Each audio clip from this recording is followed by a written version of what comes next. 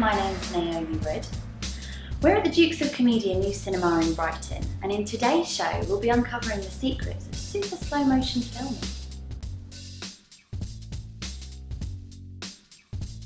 We review the Sony FS700 camera.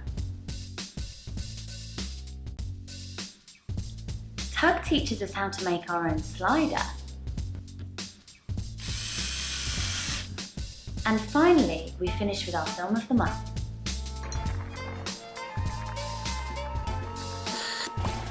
First, I hope you've got your learning caps on, because we're about to teach you about slow motion filming in our How Do They Do That section by having a water balloon fight. Bang!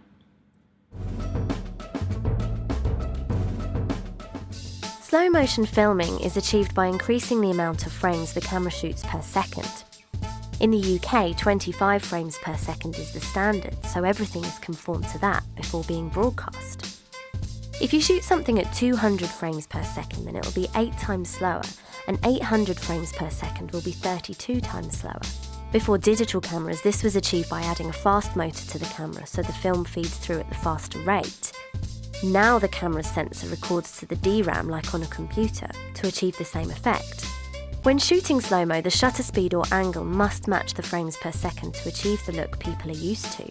200 frames per second would require a shutter speed of 400th of a second, and 800 frames per second would require a fast 1600th of a second, which means you need lots of light when shooting super slow-mo. To show you what it looks like, we're going to play a game using water balloons.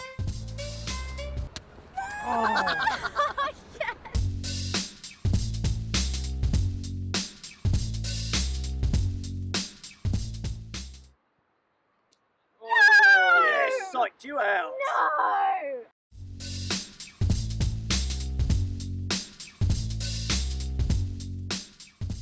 Ready? Tom's ready.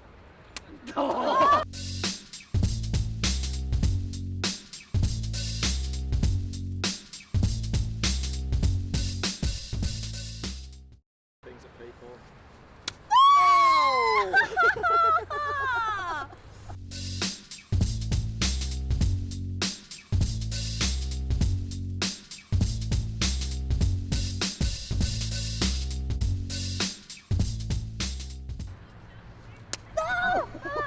Oh gosh! Oh, I'm so sorry. fucking hell! You right? Oh god!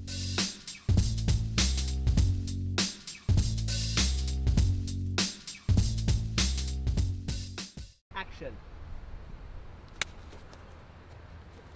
How did that not burst? Where did it hit? My ear.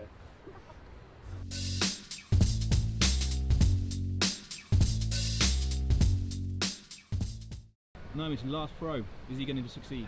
Yes! Confidence. And action. Oh, you got me.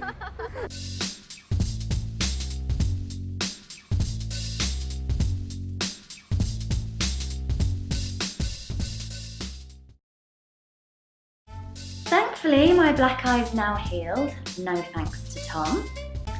Tom's now reviewing the new Sony FS700 camera on the set of a music video production.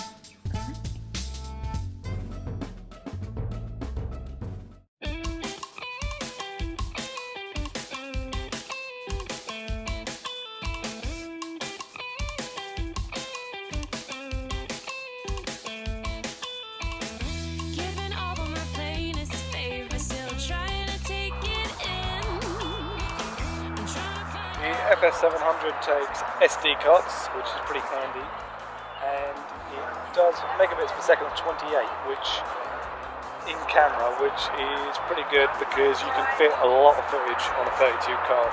The only downside to that is you may find that it doesn't hold up quite as well as other cameras in post when you're pushing it around, colour grading, things like that.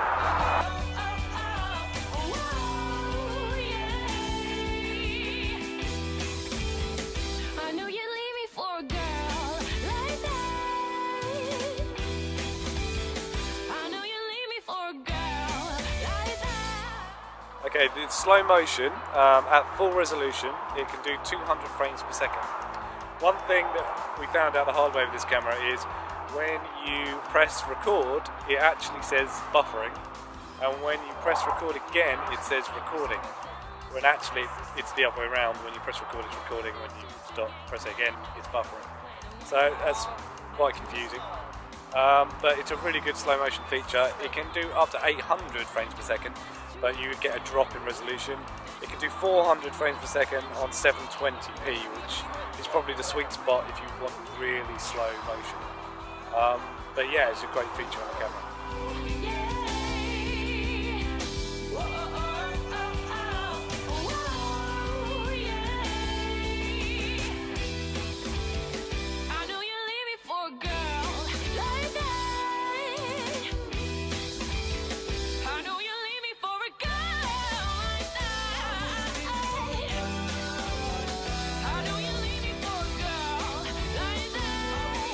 So that's the FS700.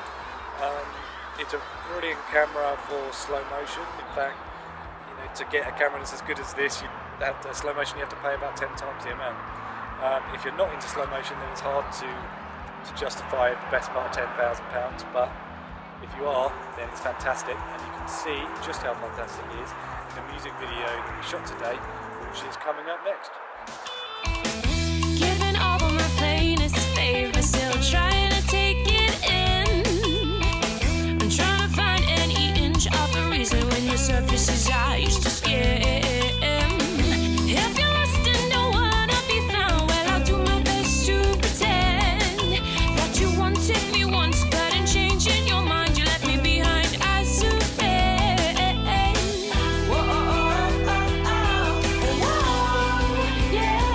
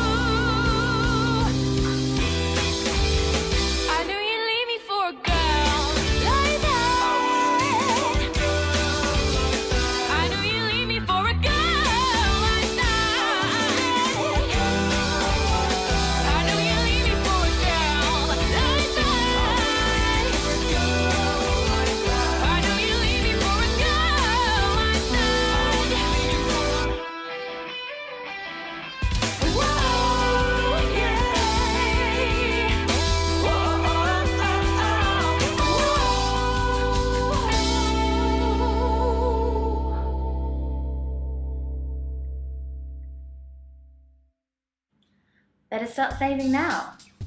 Next, Tug has got his drill out again and he's showing us what we should be doing with a plank of wood and some wheel bearings.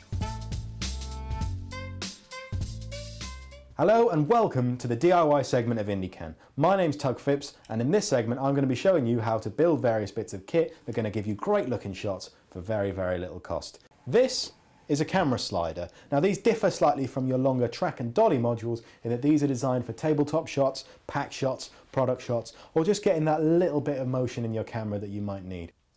Now the first thing you're going to want to do before you start assembling your slider is to bring together all the component parts. Skateboard bearings, 90-degree angle metal plates, nuts and bolts and screws. Also buy washers and nuts, but wing nuts are quite important for this build, so get yourself some wing nuts. Plastic pipe clips, waste tube. Right, this is ultimately what we're going to build. Now you can see I've taken off one of our slider bearings at the back here in order to demonstrate how it actually goes together. Now in order to build the wheel bearings, that's where these come into play. These are very useful, these little 90 degree set angle. Take one bolt, feed it through the bottom hole, which is the hole closest to the center here.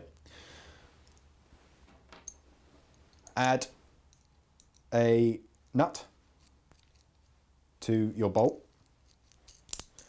Spin it all the way down and lock it in place. That's going to form the base.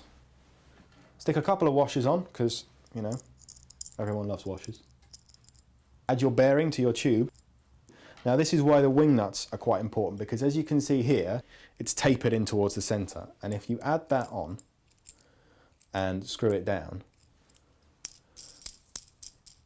its natural taper actually encourages the bearing to center itself. So you repeat that process with the other side, which I'll just do quickly.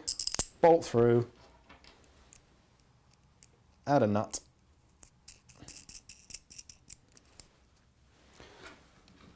couple of washers, skateboard bearing, and wing nut. And you can see from my pipe that this will run up and down on that pipe like that. It's very important that these bearings sit completely square with your plank of wood. If they're offset by even a couple of degrees, they're going to cause the wheel bearings to try and climb up the side of the tube, and that's going to give you a little bit of a judder. So ensure that you're adding these on completely square to the side of your wood. So you've got to be slightly careful and drill a hole at a 45-degree angle into the wood.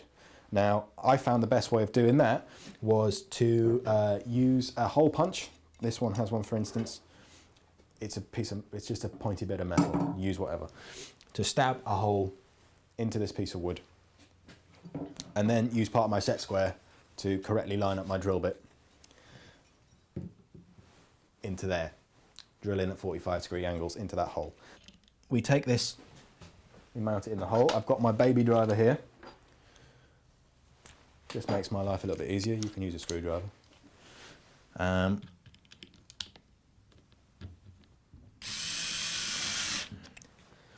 Now don't over tighten each side. Put both screws in and then tighten both up.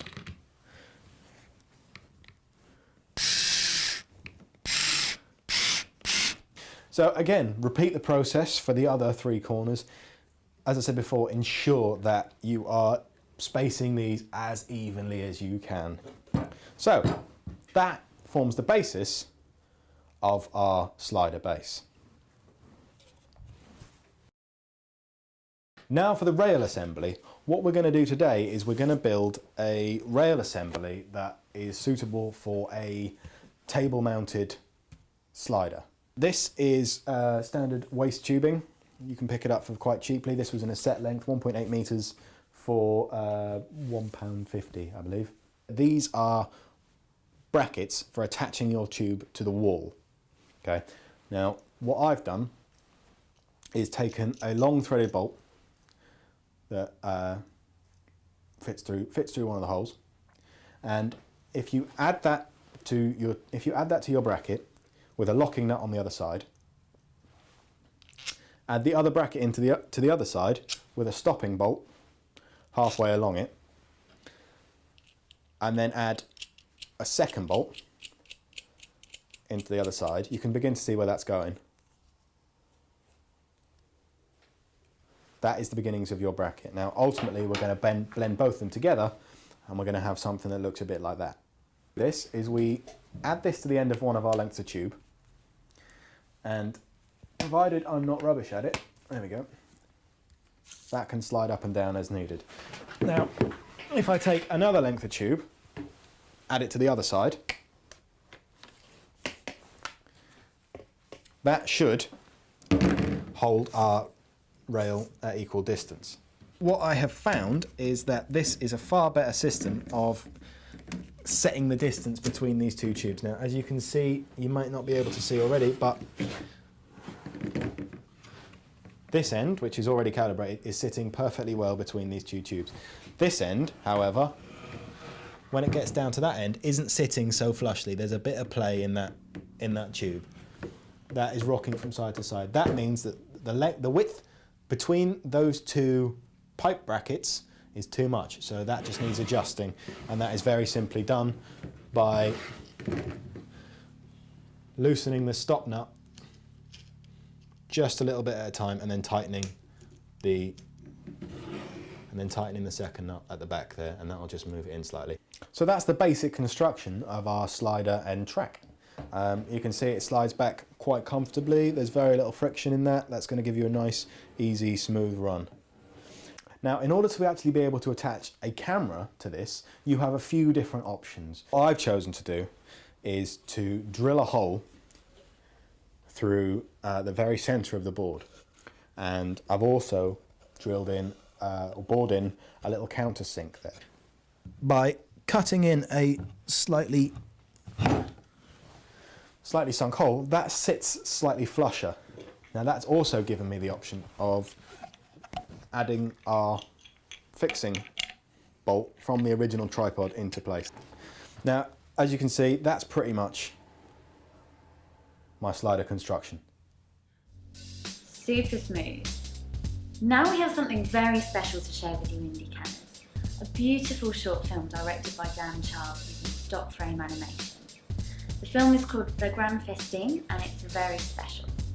Enjoy. I've been Naomi Wood, and I'll see you next time.